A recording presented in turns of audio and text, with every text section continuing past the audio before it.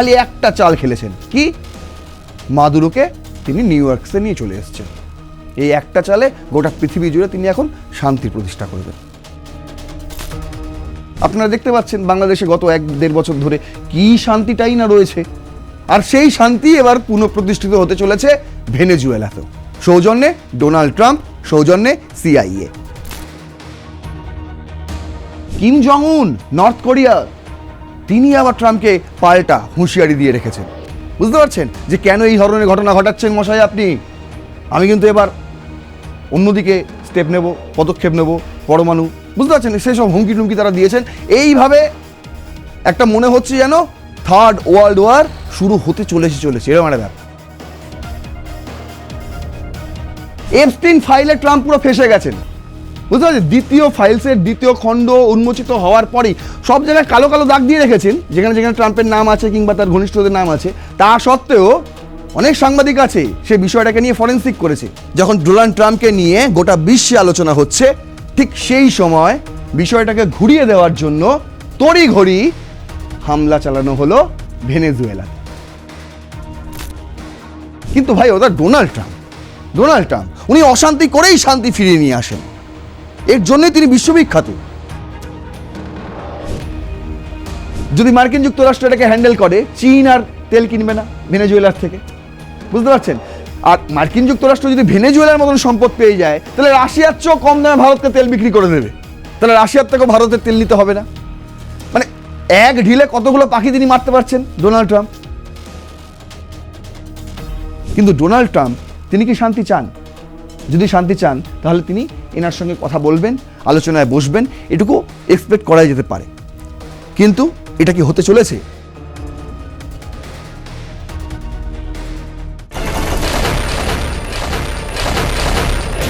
দু 2027 ডিসেম্বর নরওয়ের ওসলো সিটিতে অবস্থান করবেন ডোনাল্ড ট্রাম্প। কেন? তার কারণ 2026 তার যে মনস্কামনা পূরণ হয়নি সেটা 2027 হতে চলেছে। হয়তো 27 নোবেল পুরস্কার, শান্তির নোবেল পুরস্কার পেতে চলেছেন ডোনাল্ড ট্রাম্প। কেন বলছি? কারণ তিনি শান্তির প্রতিষ্ঠা করে চলেছেন গোটা বিশ্ব জুড়ে, বিভিন্ন জায়গায় তিনি শান্তির প্রতিষ্ঠা করছেন। আর এখন যেভাবে ভেনেজুয়েলায় অশান্তি চলছিল, সেখানে শান্তির প্রতিষ্ঠার জন্য তার প্রেসিডেন্টকে তিনি কিডন্যাপ করে নিউ ইয়র্কে নিয়ে চলে এসেছেন। আর এই একটা দেশের প্রেসিডেন্টকে কিডন্যাপ করা তার কাছে গোটা বিশ্বে শান্তি নিয়ে চলে আসা। কিভাবে? তার কারণ যেভাবে ভেনেজুয়েলায় অশান্তি চলছিল, সেখানকার তেলের ওপর স্যাংশন লাগিয়ে রেখেছিল মার্কিন যুক্তরাষ্ট্র। এবার সেখানে রেজিম চেঞ্জ হবে, হয়তো আবার পরবর্তী নোবেল জয়ী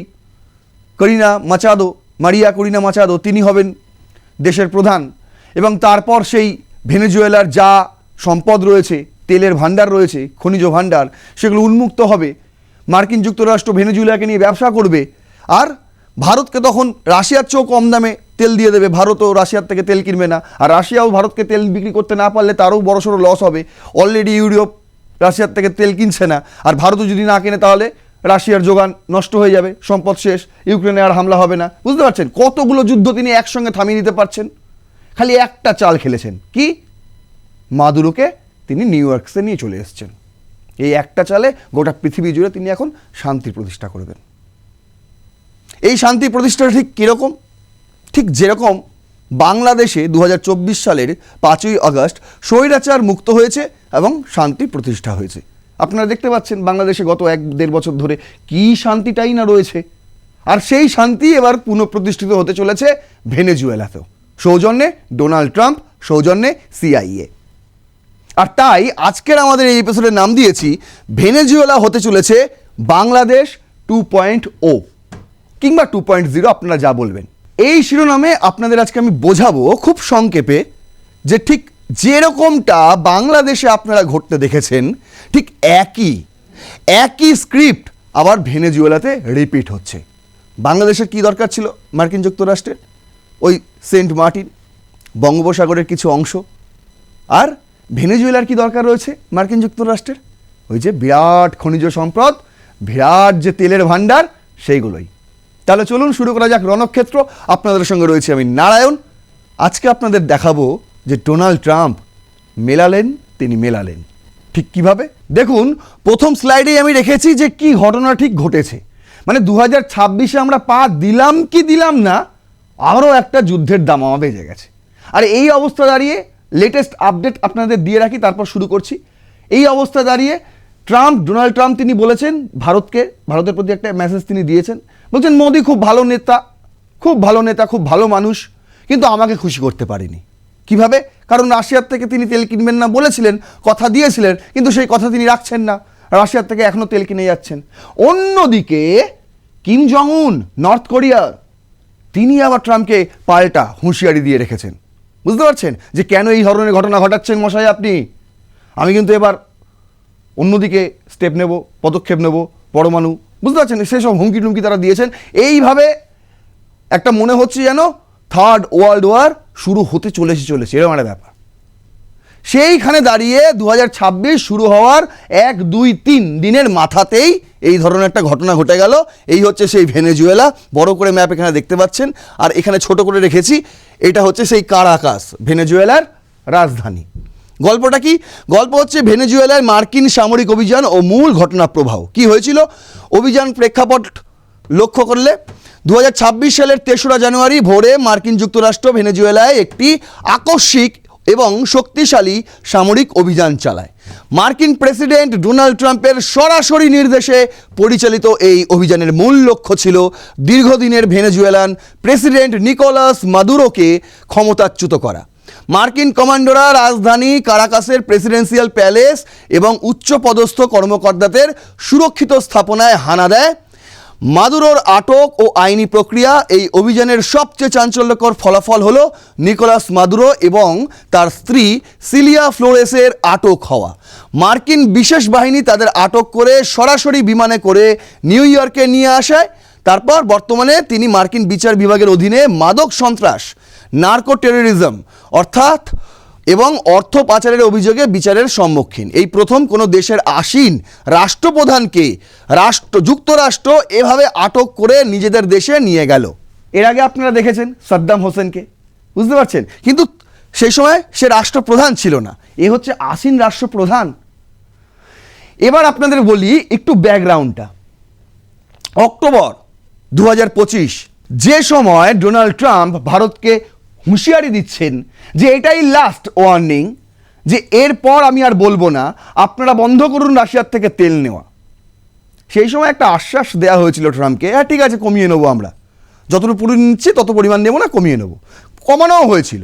কিন্তু ওই অক্টোবর মাসেই অন্যদিকে ভেনেজুয়েলাতেও কিন্তু তীক্ষ্ণ দৃষ্টি পড়েছিল ডোনাল্ড ট্রাম্পের। অনেকদিন আগে থেকেই চলছে বিষয়টা, কিন্তু অক্টোবর থেকে শুরু হয়েছিল সেই কর্মকাণ্ড। কি কর্মকাণ্ড? ক্যারিবিয়ান সিতে ভেনেজুয়েলার জাহাজ দেখা মাত্রই আটক করা হচ্ছিল। অভিযোগ কি ছিল? অভিযোগ ছিল ওই জাহাজ করে নাকি মাদক পাচার চলছে, অর্থ পাচার চলছে। আর এগুলো কে করাচ্ছে? এগুলো করাচ্ছে হচ্ছে নিকোলাস মাদুরো, ভেনেজুয়েলার প্রেসিডেন্ট। এই অভিযোগ তুলে একের পর এক তারা জাহাজে অভিযান চালালো আর একের পর এক জাহাজ আটক করতে শুরু করলো। বুঝতে পারছেন? তারপর কি হলো? তারপর সিআইএ এর এজেন্ট ঢুকিয়ে দেওয়া হলো ভেনেজুয়েলাতে। ট্রাম্প নিজে মুখে কথা স্বীকার করেছেন যে সিআইএ এর এজেন্ট দিয়ে আমরা ডক্টরিন করেছি। বুঝতে পারছেন? তারপর এগুলো চলছিল। মাদুরোকে কিভাবে শায়েস্তা করা যায় তাকে একটা আলটিমেটাম দেওয়া হয়েছিল যে আপনি রিজাইন করুন, নতুন করে নির্বাচন করুন। কারণ 2024-এ যে নির্বাচন হয়েছিল সেটা জল মেশানো নির্বাচন হয়েছিল, সেটা সবাই বলে, যেরকম হাসিনা নির্বাচন হয়েছিল বাংলাদেশে, সেরকমই একটা জল মেশানো নির্বাচন হয়েছিল বলে অভিযোগ, এবং সাধারণ বাসিন্দারাও তাই বলে ভেনেজুয়েলার। আমি বিভিন্ন রিপোর্ট পড়লাম যে ভেনেজুয়েলার সাধারণ বাসিন্দারা তারাও এখন নিকোলাস মাদুরোর সঙ্গে নেই, অনেক জনপ্রিয়তা কমে গেছে মাদুরোর। এইসবের কারণ হচ্ছে এইগুলোই।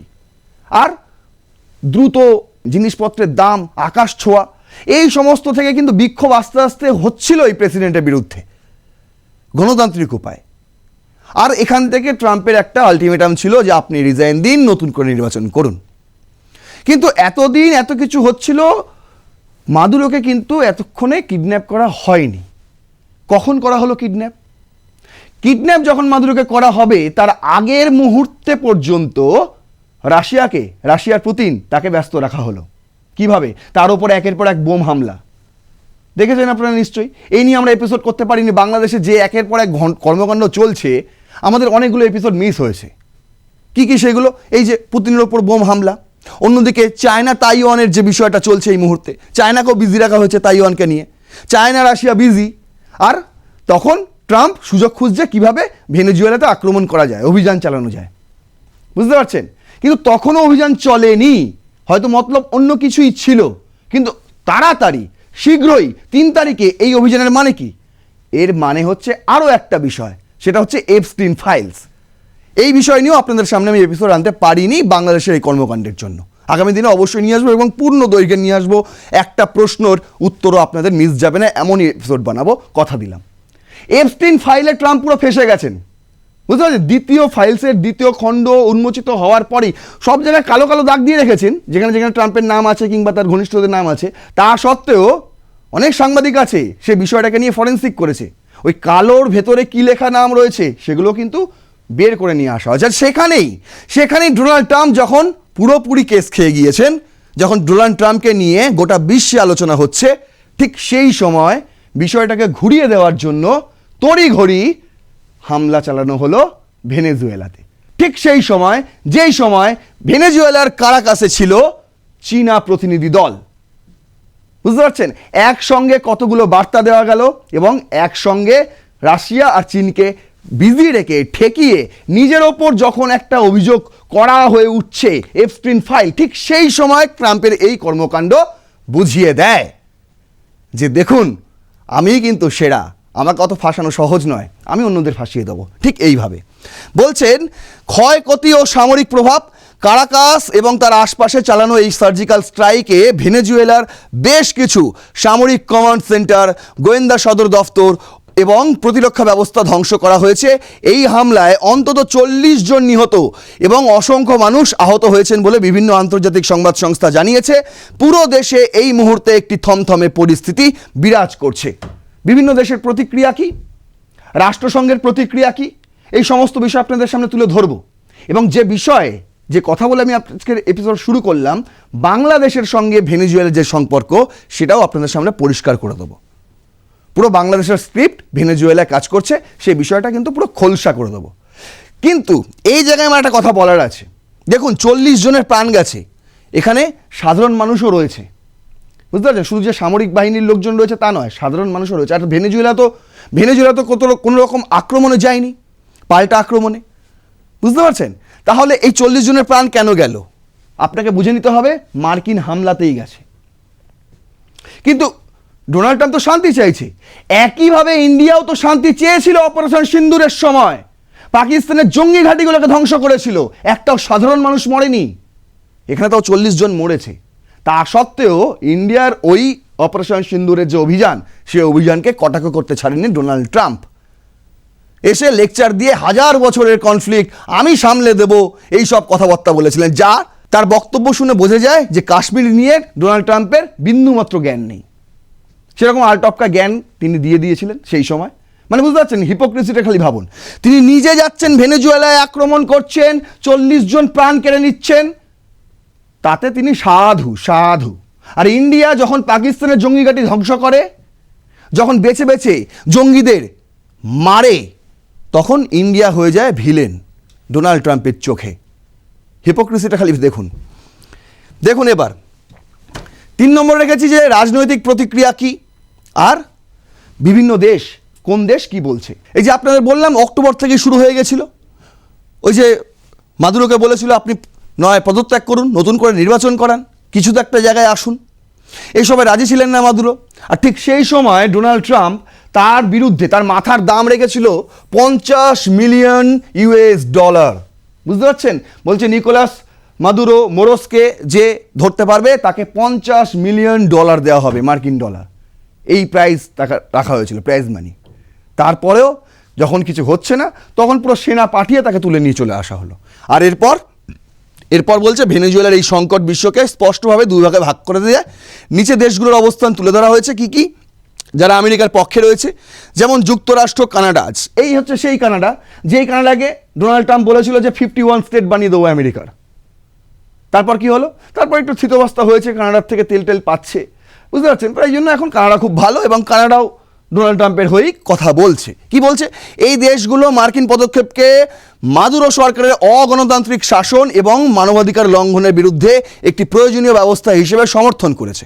কলম্বিয়া, ইকুয়েডর, লাতিন আমেরিকার এই প্রতিবেশী দেশগুলো মাদুরো শাসনের পতনের পক্ষে এবং তারা আশা করছে এর ফলে শরণার্থী সংকটের সমাধান হবে। এর একটা বড় কারণ রয়েছে কলম্বিয়া, ইকুয়েডর কেন মার্কিন যুক্তরাষ্ট্রের পক্ষে। তার কারণ হচ্ছে আপনাদের আগেই বললাম, শুরুতেই বললাম যে কিভাবে মুদ্রাস্ফীতি ছাড়িয়ে যাচ্ছিল, সাধারণ জিনিস দ্রব্যমূল্য একদম লাফিয়ে লাফিয়ে বাড়ছিল ভেনেজুয়েলাতে। আর কি হচ্ছিল? আর এই পরিস্থিতিতে দাঁড়িয়ে ভেনেজুয়েলার সাধারণ মানুষ দেশ ছেড়ে অন্যত্র চলে যাচ্ছিল রোজগারের আশায়, একটু ভালো থাকার জন্য।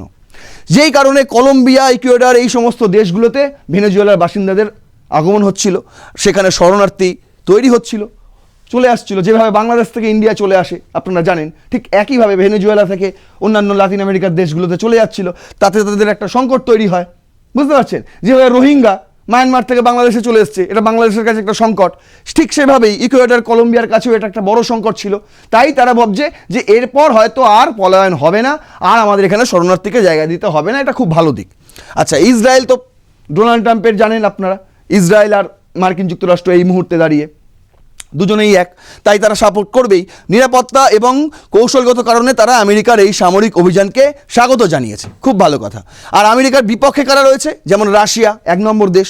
ক্রেমলিন এই হামলাকে একটি সার্বভৌম রাষ্ট্রের ওপর নগ্ন আগ্রাসন এবং আন্তর্জাতিক আইনের চরম লঙ্ঘন হিসেবে বর্ণনা করেছে। তারা অবিলম্বে মাদুরোর মুক্তি দাবি করেছে। চীন ওই যে যখন মাদুরোকে কিডন্যাপ করা হচ্ছে, কিডন্যাপই বলা যায় এটাকে, কোট অ্যান্ড কোট, বুঝতে পারছেন? কিডন্যাপই বলা যায়, এর মধ্যে কোনো ভুল নেই। যখন কিডন্যাপ করা হচ্ছে তখন কিন্তু কারাকাসে উপস্থিত চীনা প্রতিনিধিরা, বুঝতে পারছেন? তাদেরকেও একটা মেসেজ দেওয়া হচ্ছে। চীন গভীরভাবে উদ্বেগ প্রকাশ করে জানিয়েছে যে কোনো দেশের অভ্যন্তরীণ বিষয়ে বাইরের সামরিক হস্তক্ষেপ গ্রহণযোগ্য নয়। তারা সংলাপের মাধ্যমে সমস্যার সমাধান আরও তার উপর জোর দিয়েছে।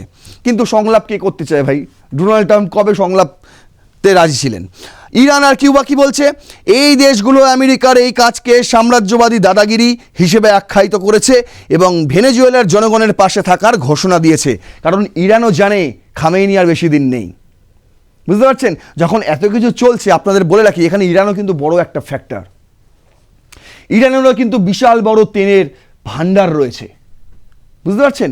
খামেনি, তার বিরুদ্ধে এখন সাধারণ মানুষ গর্জে উঠছে, বলছে এই ইসলামিক শাসনের পতন দরকার। কেন? কারণ ইরানেও একই অবস্থা ভেনেজুয়েলার মতন, জিনিসপত্রের দাম আকাশ ছোঁয়া, মানুষ কেনাকাটি করতে পারেন না। সেখানকার বিজনেসম্যানরা, যাদেরকে বাজারি বলে ইরানি ভাষায়, বাজারি, তারাই এখন খামেনিকে চাইছেন না, যারা এক সময় খামেনিকে নিয়ে এসেছিলেন, বুঝতে পারছেন? তারাই এখন চায়। মানে খুব শীঘ্রই ইরানেও কিন্তু একই জিনিস হতে চলেছে এবং তার পেছনেও কিন্তু আমেরিকারই ইনভলভমেন্ট রয়েছে। এই বিষয়টাও আপনাদের কাছে আমি খোলসা করব। আরও একটা এপিসোড, পূর্ণ এপিসোড নিয়ে আসবো আপনাদের সামনে এই ইরান সম্পর্কে, কথা দিলাম। প্রথমে বাংলাদেশ আপনারা দেখেছেন, আজকে আমি দেখাচ্ছি আপনাকে যে কীভাবে বাংলাদেশের স্ক্রিপ্ট ভেনেজুয়েলায় কাজ করেছে। আবার অন্য একটা এপিসোড আপনাদের দেখাবো ঠিক একই রকমভাবে ইরানেও রেজিম চেঞ্জ করছে আমেরিকা। খুব তাড়াতাড়ি হবে, সেটা খুবই তাড়াতাড়ি। তাই ইরানের প্রতিক্রিয়া স্বাভাবিক মার্কিন যুক্তরাষ্ট্রের বিরুদ্ধে। আচ্ছা, ব্রাজিল কি বলছে? লাতিন আমেরিকার অন্যতম প্রধান শক্তি হিসেবে ব্রাজিল এই সামরিক অভিযানের নিন্দা জানিয়েছে এবং জানিয়েছে যে বলপ্রয়োগ করে কোনো সমস্যার দীর্ঘস্থায়ী সমাধান হতে পারে না। কিন্তু ভাই, ওটা ডোনাল্ড ট্রাম্প, উনি অশান্তি করেই শান্তি ফিরিয়ে নিয়ে আসেন। এর জন্যই তিনি বিশ্ববিখ্যাত, যে অশান্তি করে শান্তি ফেরায়, সেই তো আসল বাজিগার, তাই না? এবার দেখুন, 4 নম্বর আমি রেখেছি যে রাষ্ট্রসংঘের প্রতিক্রিয়া। একটা বিশাল বড় আলোচনা সভা বসেছিল, এই সেই ছবি, বিশাল বড় আলোচনা সভা বসেছিল ভেনেজুয়েলায় মার্কিন হামলা নিয়ে। কি বলছে? আন্তর্জাতিক আইনের গুরুত্ব জাতিসংঘের পক্ষ থেকে স্মরণ করিয়ে দেওয়া হয়েছে। যে কোনো দেশের সার্বভৌমত্ব রক্ষা করা আন্তর্জাতিক সনদের মূল ভিত্তি। কোনো স্বাধীন দেশের রাষ্ট্রপ্রধানকে সামরিক অভিযানের মাধ্যমে সরিয়ে নেওয়া বা আটক করা আন্তর্জাতিক রীতিনীতির পরিপন্থী কিনা তা নিয়ে জাতিসংঘের ভেতরে ব্যাপক বিতর্ক তৈরি হয়েছে। কীরকম বিতর্ক? নিরাপত্তা পরিষদের জরুরি বৈঠক ও বিভাজন। জরুরি অধিবেশন ভেনেজুয়েলা পরিস্থিতির ভয়াবহতা বিবেচনা করে জাতিসংঘের নিরাপত্তা পরিষদ ইউএনএসসি জরুরি বৈঠক ডাকা হয়েছিল। তবে নিরাপত্তা পরিষদের স্থায়ী সদস্যদের মধ্যে মত পার্থক্যের কারণে কোনো ঐক্যবদ্ধ প্রস্তাব রেজুলেশন পাশ করা সম্ভব হয়নি। বুঝতে পারছেন, কেউ এক জায়গায় স্থির হতে পারছে না। গোটা বিশ্ব এখন দুভাগে বিভক্ত। কেউ বলছে আমেরিকা ঠিক করেছে, কেউ বলছে আমেরিকা ভুল করেছে। কারা বলছে ঠিক করেছে? যারা পুঁজিবাদী, যারা আমেরিকার সমর্থনে তাদের দেশ চালায়, আর যেখানে যেখানে কমিউনিস্টের কোনো এন্ট্রি নেই সেই সমস্ত দেশ। আর কারা বলছে ডোনাল্ড ট্রাম্প ভুল করেছেন? বুঝে নিতে হবে আপনাকে, বামপন্থী দেশগুলি যেখানে এখনও কমিউনিস্ট ঘরানা রয়েছে, বিশেষ করে রাশিয়া, চীন আর কিম জং উনের দেশ, উত্তর কোরিয়া, এই সমস্ত দেশ। কিম জং উন তো প্রায় যুদ্ধ ঘোষণা করে দিয়েছে বলা যেতে পারে মার্কিন যুক্তরাষ্ট্রের বিরুদ্ধে, যে এক্ষুনি ছাড়ুন নাহলে আমরা যুদ্ধ করব, এরকম একটা ব্যাপার। এই জায়গায় দাঁড়িয়ে যখন ওয়ার্ল্ড দুভাগ হয়ে গেছে, ঠিক সেই সময়ে একটা জরুরি বৈঠক ডাকা হয় ইউএনএ, এবং সেই বৈঠকে কেউ একটা জায়গায় আসতে পারে না, কোনো রেজুলেশনই পাস হয় না। মহাসচিব মধ্যস্থতায় মহাসচিব গুতেরেস প্রস্তাব করেছেন যে জাতিসংঘ ভেনেজুয়েলার নতুন অন্তর্বর্তীকালীন সরকার এবং আন্তর্জাতিক মহলের মধ্যে একটি মধ্যস্থতাকারী মিডিয়েটর হিসেবে কাজ করতে প্রস্তুত। তিনি চান একটি রাজনৈতিক প্রক্রিয়ার মাধ্যমে দেশটিতে স্বচ্ছ নির্বাচন নিশ্চিত করতে। রাষ্ট্রসংঘের এখন মূল বক্তব্য হচ্ছে এটাই, যাই হোক নাই হোক, একটা জানেন আপনার এই মুহূর্তে একটা অন্তর্বর্তীকালীন সরকার হয়েছে। দেলসি রদ্রিগেস, যিনি ভাইস প্রেসিডেন্ট ছিলেন, তাকেই অ্যাক্টিং প্রেসিডেন্টের দায়িত্ব দেওয়া হয়েছে, এবং রাষ্ট্রসংঘ বলছে যে ওই অ্যাক্টিং প্রেসিডেন্ট যিনি রয়েছেন এই মুহূর্তে রদ্রিগেস, তার সঙ্গে ট্রাম্প মিলেমিশে কাজ করুক না, আমরা মিডিয়েটরের ভূমিকা পালন করব। এটা হচ্ছে রাষ্ট্রসংঘের বক্তব্য। এবার দেখুন আন্তর্জাতিক আদালতের সম্ভাব্য ভূমিকা কি। জাতিসংঘের কাঠামোর মধ্যে থাকা আন্তর্জাতিক অপরাধ আদালত যেমন আইসিসি বা ইন্টারন্যাশনাল কোর্ট অফ জাস্টিস যেমন আইসিজে এই সামরিক অভিযানের বৈধতা এবং মাদুরোর বিরুদ্ধে আনা অভিযোগগুলোর খতিয়ে দেখতে পারে বলে অনেক বিশেষজ্ঞ মনে করছেন। তবে রাশিয়া ও চীনের মতো দেশগুলো জাতিসংঘে এই হামলার তীব্র নিন্দা জানালেও আমেরিকার ভেটো দেওয়ার ক্ষমতার কারণে জাতিসংঘের পক্ষ থেকে যুক্তরাষ্ট্রের বিরুদ্ধে কোনো শাস্তিমূলক ব্যবস্থা নেওয়া কঠিন হয়ে পড়েছে। বুঝতে পারছেন, ওই যে আমেরিকার ক্ষমতা রয়েছে ভেটো, তোমরা যা খুশি সিদ্ধান্ত নাও, যা খুশি রেজুলেশন করো, আমি একটা খালি ভেটো জারি করে দেবো, সব নস্বাত হয়ে গেল, কিচ্ছু করতে পারবে না। বুঝতে পেরেছো? দাদা হলে কি হয়, দাদাগিরি দেখাতে হয়, সেই দাদাগিরি দেখাচ্ছেন এখন ডোনাল্ড ট্রাম্প। অথচ ভারত যখন পাকিস্তানের জঙ্গি ঘাঁটিগুলো ধ্বংস করে তখন এসে তিনি নাকে কান্না কাঁদেন, না না না এটা তো ঠিক হচ্ছে না। তিনি নিজে করলে সব কিছু সঠিক, আর ভারত করলেই দোষ। বুঝতে পারছেন? চীন রাশিয়ার থেকে তেল কিনছে, তাতে কোনো যায় আসে না, কারণ চীন তো শক্তিশালী দেশ। ডোনাল্ড ট্রাম্প শি জিনপিংয়ের সঙ্গে লাগতে গিয়েছিল, এমন ল্যাং খেয়েছে, আবার পেছনে দৌড়ে চলে এসছে। এখন আবার ভারতের সঙ্গে লাগতে এসছে, বলছে আমি আরও ট্যারিফ বাড়িয়ে দিতে পারি, কারণ ভারত আমাদের কথা শুনছে না। দেখব আগামী দিনে কি হয়, ট্যারিফ বাড়ে কিনা, সেদিকেও আমাদের নজর থাকবে। আর তারপর ভারতের কি কি পদক্ষেপ হয় সেদিকেও আমাদের নজর থাকবে। কিন্তু আজকে আপনাদের যেটা বোঝাচ্ছি সেটা হলো, এরপর আপনাদের দেখাবো যে কিভাবে গ্লোবাল রেজিম চেঞ্জ মডেল কাজ করছে ভেনেজুয়েলার জন্যেও। ইনি 2025 সালে শান্তির নোবেল পুরস্কার প্রাপক। বুঝতে পারছেন? যে সময় ঘটনা ঘটে সেই সময় তিনি নরওয়ের অসলোতে ছিলেন। বুঝতে পারছেন? 10ই ডিসেম্বরের আগে তিনি সেখানে গিয়েছিলেন তার নোবেল পুরস্কার হাতে তুলে নেওয়ার জন্য।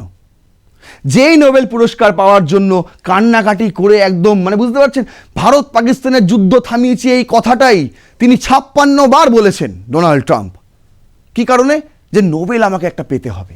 আর সেই নোবেল পেয়ে গিয়েছিল হচ্ছে এই মানুষটি, মারিয়া করিনা মাচাদো।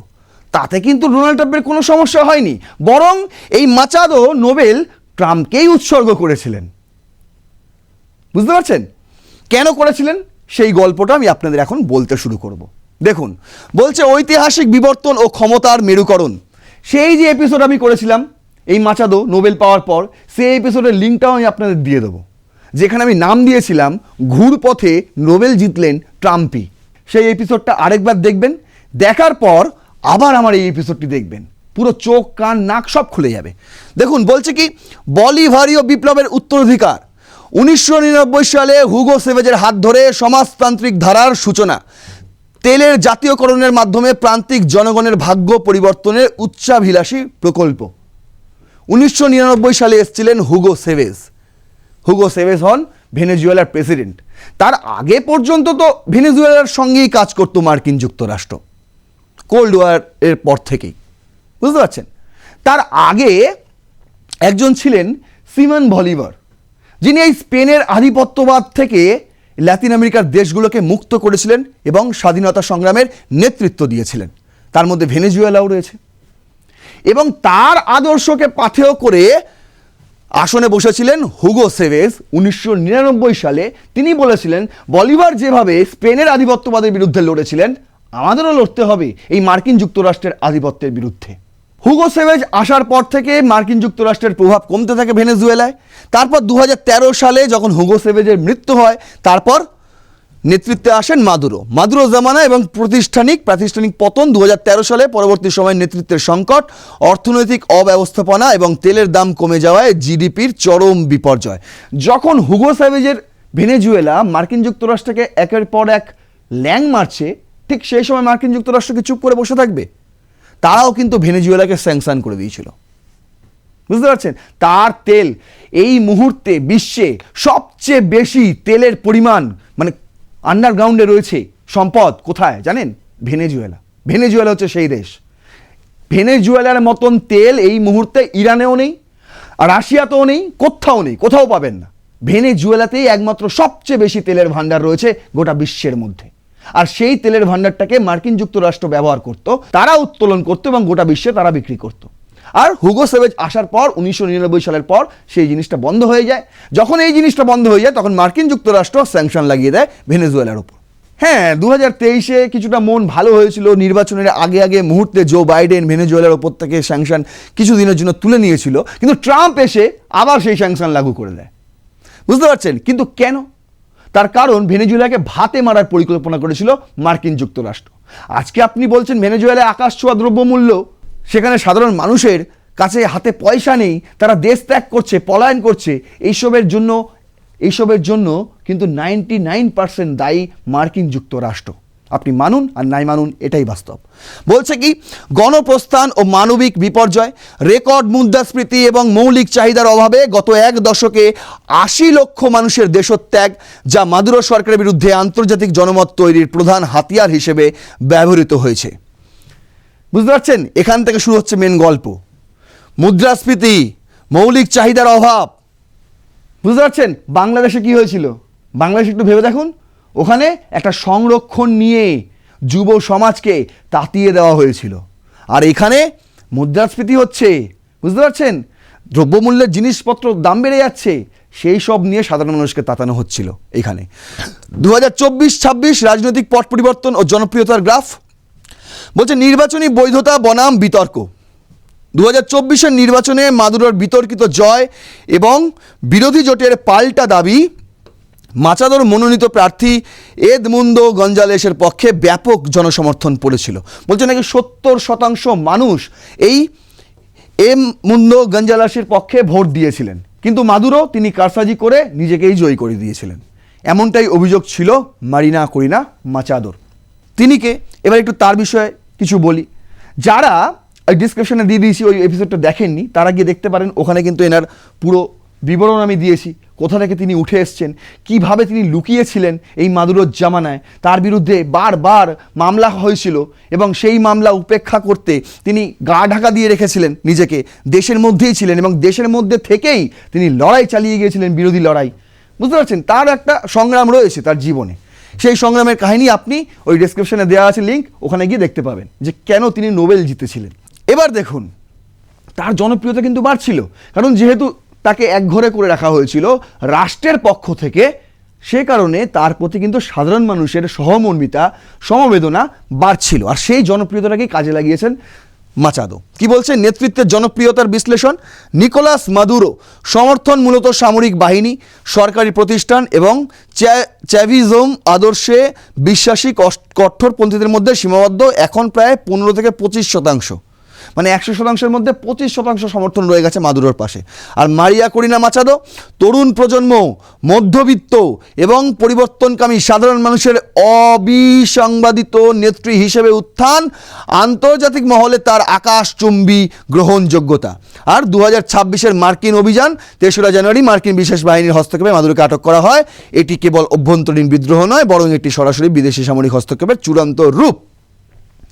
25-এ 2006 সালে নোবেল পেয়েছিলেন ডক্টর মোহাম্মদ ইউনুস, আর 2025 সালে নোবেল পেলেন মারিয়া করিনা মাচাদো।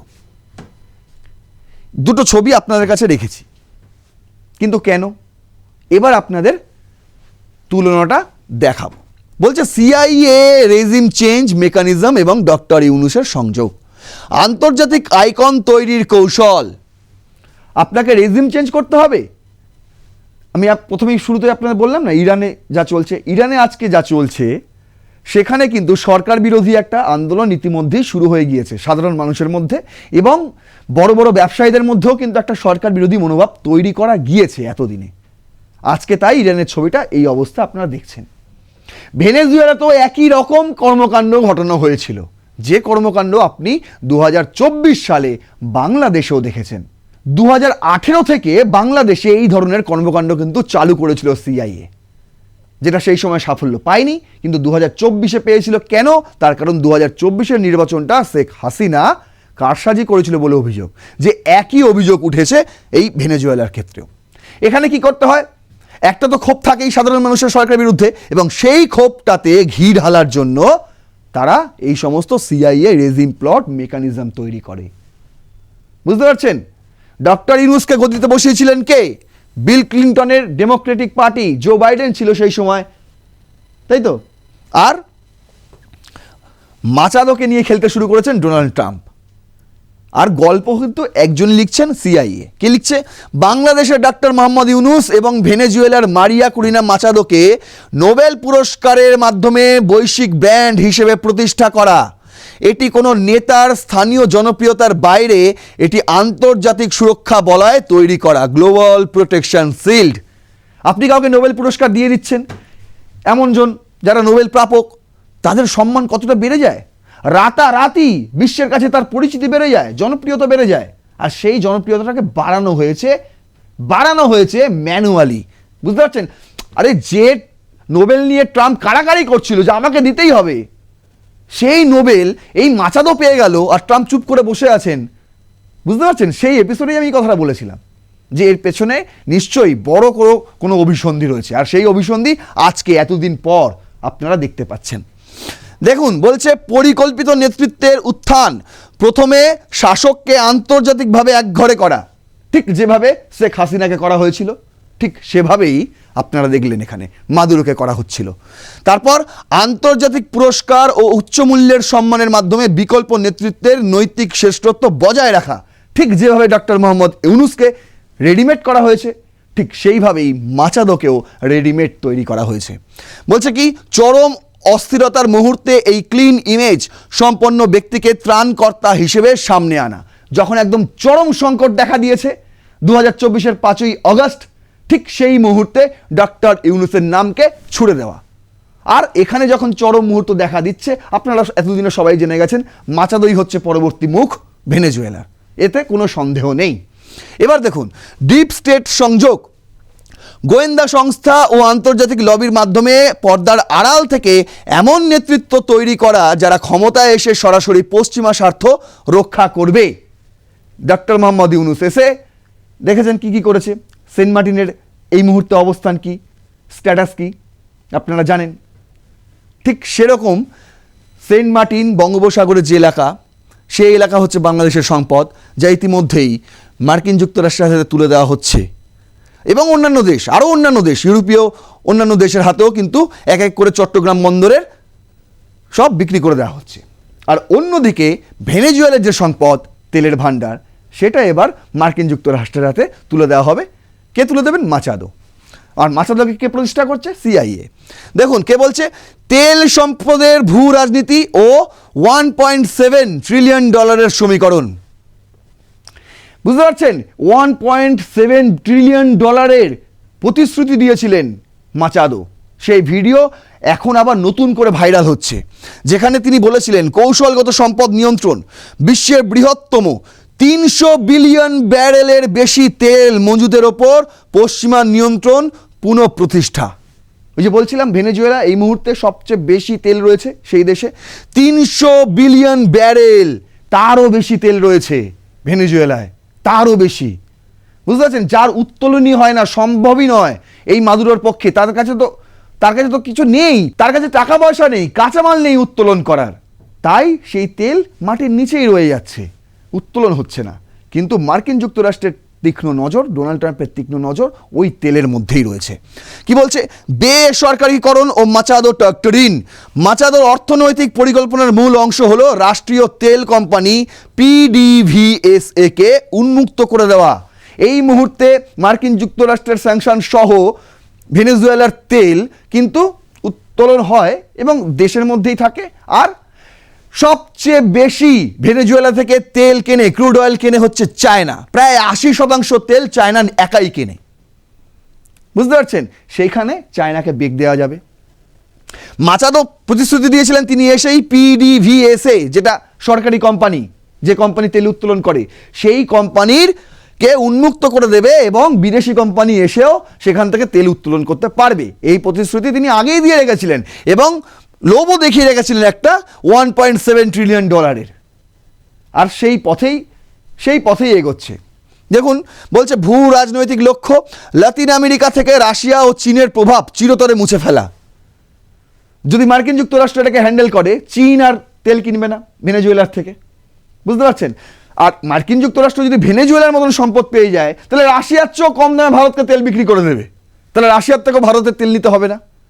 মানে এক ঢিলে কতগুলো পাখি তিনি মারতে পারছেন ডোনাল্ড ট্রাম্প, বুঝতে পারছি। বলছে কি, মাদুরো সরকারের সাথে চীন ও রাশিয়ার $1 বিলিয়ন তেলের চুক্তি বাতিল করে সেখানে মার্কিন কোম্পানির সেভরন, এক্সন মোবিল আধিপত্য ফিরিয়ে আনা, যেগুলো আগে ছিল 1999 সালের আগে এই সমস্ত কোম্পানি ভেনেজুয়েলা থেকে তেল উত্তোলন করত। আবারও সেই দিকেই হাঁটছে মার্কিন যুক্তরাষ্ট্র এবং তার কোলে বসে থাকা মারিয়া করিনা মাচাদো। দেখুন লাস্ট স্লাইড। এইখানে একটা নতুন বিষয় আপনাদের জানাবো। ইনি হচ্ছেন সেই ব্যক্তি ডেলসি রদ্রিগেজ। ইনি এখন এই মুহূর্তে অ্যাক্টিং প্রেসিডেন্ট ভেনেজুয়েলার। আপাতত কতদিন থাকবে আমি জানি না, কারণ থাকতে তাকে দেওয়া হবেও না। তিনি এখন থাকার জন্য মার্কিন যুক্তরাষ্ট্রের সঙ্গে সহযোগিতার কথা বলছেন, কিন্তু কি কি বলেছেন সেটা আপনাদেরকে জানাই, তারপর এর নির্যাস কী হতে পারে সেটা আপনাদেরকে বলে দিচ্ছি। বলছে ভেনেজুয়েলার নতুন নেতৃত্ব ও কূটনৈতিক পরিবর্তন। ডেলসি রদ্রিগেজের ক্ষমতা গ্রহণ, মাদুরোর অনুপস্থিতিতে ভেনেজুয়েলার supreme court vice president Delcy রদ্রিগেজকে অন্তর্বর্তীকালীন প্রেসিডেন্টের দায়িত্ব পালনের অনুমতি দেয়। ক্ষমতার শুরুতে তিনি মার্কিন পদক্ষেপের কড়া সমালোচনা করলেও বর্তমানে তার অবস্থানে উল্লেখযোগ্য পরিবর্তন দেখা যাচ্ছে। প্রায় একদিনের মধ্যেই তার পরিবর্তন লক্ষ্য করা গেছে। কি পরিবর্তন? সহযোগিতার আহ্বান ও শান্তির বার্তা। টাইমস অফ ইন্ডিয়া রিপোর্ট অনুযায়ী প্রেসিডেন্ট রদ্রিগেজ এখন যুক্তরাষ্ট্রের সাথে সরাসরি সংঘাত এড়িয়ে চলার পথ খুঁজছেন। তিনি মন্তব্য করেছেন যে আমাদের অঞ্চল শান্তি পাওয়ার যোগ্য। তিনি যুক্তরাষ্ট্রের সাথে আলোচনা এবং সহযোগিতার মাধ্যমে একটি স্থিতিশীল পরিবেশ তৈরির প্রস্তাব দিয়েছেন। বিশ্লেষকদের মতে দেশের চরম অর্থনৈতিক সংকট এবং আরও সামরিক ধ্বংসলীলা এড়াতেই তিনি এই সুর নরম করেছেন এবং নরম সুর অবলম্বন করেছেন, যে কারণে ভেনেজুয়েলা মার্কিন যুক্তরাষ্ট্রের ওপর পাল্টা আক্রমণে যায়নি। তার কারণ তারা ঝামেলা চায় না, এবং সেই যে তারা ঝামেলা চায় না সেটা ডেলসি রদ্রিগেজের বক্তব্য উঠে এসছে। কি বলছে? সুর পরিবর্তনের নেপথ্যে মূল কারণগুলো কি? মূল কারণগুলো বলছে ভেনেজুয়েলা গত 1 দশকেরও বেশি সময় ধরে ভয়াবহ মুদ্রাস্ফীতি এবং অর্থনৈতিক সংকটে জর্জরিত। মার্কিন নিষেধাজ্ঞার কারণে দেশটির তেল শিল্প প্রায় ধ্বংসের মুখে। রদ্রিগেজ ভালোভাবেই জানেন যে যুক্তরাষ্ট্রের সাথে সম্পর্ক উন্নয়ন না করলে এবং অর্থনৈতিক নিষেধাজ্ঞা স্যাংশন না তুললে দেশ চালানো অসম্ভব হয়ে পড়বে। তাই এই অবস্থায় দাঁড়িয়ে মার্কিন যুক্তরাষ্ট্রকে সহযোগিতা করা ছাড়া তার কাছে কোনো উপায়ও নেই, যদি তিনি ওই সিটে বসে থাকতে চান। বুঝতে পারছেন? সামরিক ও প্রশাসনিক সীমাবদ্ধতা। মার্কিন হামলায় ভেনেজুয়েলার প্রধান সামরিক স্থাপনাগুলো ক্ষতিগ্রস্ত হয়েছে। এই অবস্থায় নতুন করে কোনো পাল্টা হামলায় যাওয়ার মতো শক্তি দেশটির সামরিক বাহিনীর নেই। এছাড়া দেশের ভেতরেও মাদুরো বিরোধীদের মাথাচাড়া দিয়ে ওঠার ভয় রয়েছে। তাই অভ্যন্তরীণ বিদ্রোহ ঠেকাতে এবং আন্তর্জাতিক সমর্থন পেতে রদ্রিগেজ আলোচনার পথ বেছে নিয়েছেন। স্বাভাবিক বিষয়। মানবিক বিপর্যয় এড়ানো যুদ্ধ দীর্ঘস্থায়ী হলে দেশে খাদ্য ওষুধের তীব্র সংকট দেখা দেবে, যা সাধারণ মানুষকে রাস্তায় নামিয়ে আনতে পারে। একটা নেক্সট ইরাক আপনারা দেখে নিতে পারেন, কিংবা নেক্সট বাংলাদেশ আপনারা দেখে নিতে পারেন। রদ্রিগেজ চাইছেন আলোচনার মাধ্যমে একটি সেফ প্যাসেজ বা নিরাপদ পথ তৈরি করতে, যাতে দেশটিকে আর কোনো বড় ধ্বংসযজ্ঞের মুখে পড়তে না হয়। তাহলে শান্তি ফিরবে। শান্তি ফেরানোর জন্যই তিনি এই কথা বলেছেন। কিন্তু ডোনাল্ড ট্রাম্প তিনি কি শান্তি চান? যদি শান্তি চান তাহলে তিনি এনার সঙ্গে কথা বলবেন, আলোচনায় বসবেন, এটুকু এক্সপেক্ট করা যেতে পারে। কিন্তু এটা কি হতে চলেছে? আজ্ঞে না। আমি আপনাদের গ্যারেন্টি সহকারে বলে দিচ্ছি, আজ নয় কাল, 24 না হলে 48 ঘন্টা পরে ভেনেজুয়েলার প্রধান আসনে প্রেসিডেন্ট হয়ে আসতে চলেছেন মারিয়া করিনা মাচাদো। তিনিও একজন নোবেল জয়ী। শেষ পর্যন্ত আপনাদের যে কথা বলবো, যে কারণে আজকের এই এপিসোডের শিরোনাম রেখেছিলাম বাংলাদেশ 2.0 বা 0, সেটা আপনাদের কাছে আমি পরিষ্কার করতে পারলাম, আশা করি পারলাম। কিন্তু এরপরেও প্রশ্ন থেকে যায় যে ডক্টর মোহাম্মদ ইউনূস তিনি যেভাবে বিশৃঙ্খলা ছড়িয়েছেন বাংলাদেশে এসে, মারিয়া করিনা মাচাদো ভেনেজুয়েলার দায়িত্বে আসলে একই রকম বিশৃঙ্খলা সেখানেও দেখা যাবে না? সেখানেও দেখা যাবে।